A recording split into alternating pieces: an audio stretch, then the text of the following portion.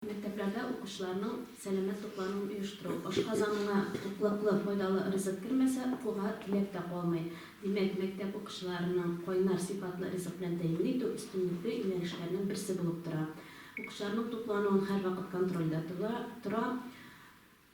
Республика туклану буенча республика күләм һәм район күләм ата-аналар советы комитеты рәисләре билгеләнгән. Район ата-аналар комитеты рәисе булып Лилия Шейхразиева тора. Ул мәктәп ашханәләрендә мәгариф идарәсе белгечләре белән тикшерү рейдларында катнашачак дип көтелә.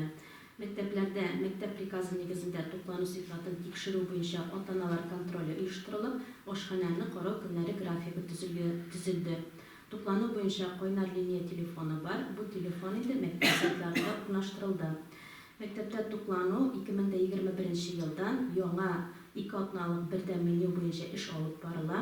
Көнлек меню төзелә. Ул мәктәп җитәкчесе тарафыннан раслана. 1-4 класс укучыларының көнлек менюы мәктәп сайтына һәр көнне куелып барыла.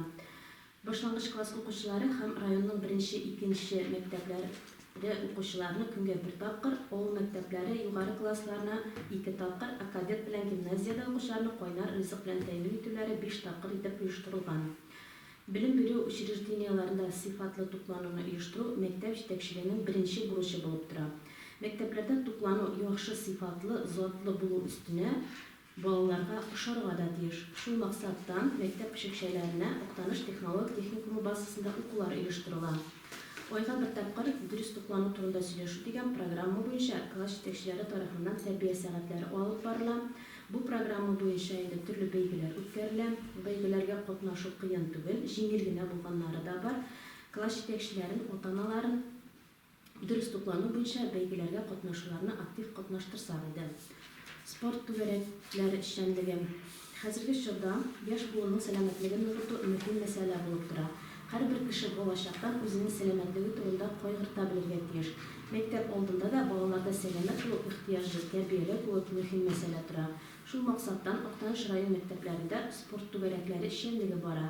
Аларда сәламәт яшәү рәвеше күнекмәләрен үзләштерү бурычын тормышка ашыру юнәлешендә нәтиҗәле эш алып барыла. Актанышның 1 һәм 2 мәктәпләрендә чаңгы, җиңел атлетика, волейбол түгәрәкләре, сәләтле балалар өчен гуманитар гимназия интернатында футбол, шахмат, бадминтон түгәрәкләре, Тулкын бассейн базасында йөзү дәресләре үткәрелә. Актанышның 1 һәм 2 мәктәпләрендә һәм Хәсән Заман исемендәге кадет интернатта үсеш ноктасы буенча шахмат түгәрәге алып барыла. Барырга җиһазлар кайтарылды. Бүгенге көндә иң мөһиме сәламәтне саклау һәм ныгыту. Сәламәтлек безгә табигать тарафыннан бирелгән зур байлык. Һәм инде минем тукталасы 3нче сорау. Авыр тормыш хәлендә булган балаларның ялын оештыру.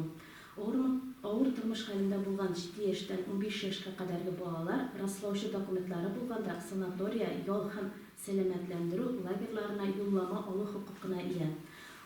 Авыр тормыш шартларында яшәүчеләргә кемнәр керә? Беренчедән, җан башына уртача керем яшәү минимумнан түбән булган гаиләдә яшәүче балалар. Социаль куркыныч хәлдә булган гаиләдә яшәүче бала, физик һәм психик үсешендә җитешсезлекләре булган, ләкин үз-үзенә хезмәт күрсәтә алган бала һәм экстремаль шартларда калган балалар булып тора. 2020 елны Җемшүжина һәм Саулык санаторияларында безнең районнан 25 бала ял итте. Бу елга санаториягә 16, ял һәм сәламәтләндерү лагерьларына 26 путевкага квота бирелде.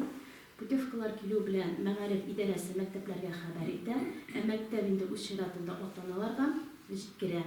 Ата-аналар мәгариф идарәсенә килеп, кирәкле документларны тутырырга тиеш булып торалар.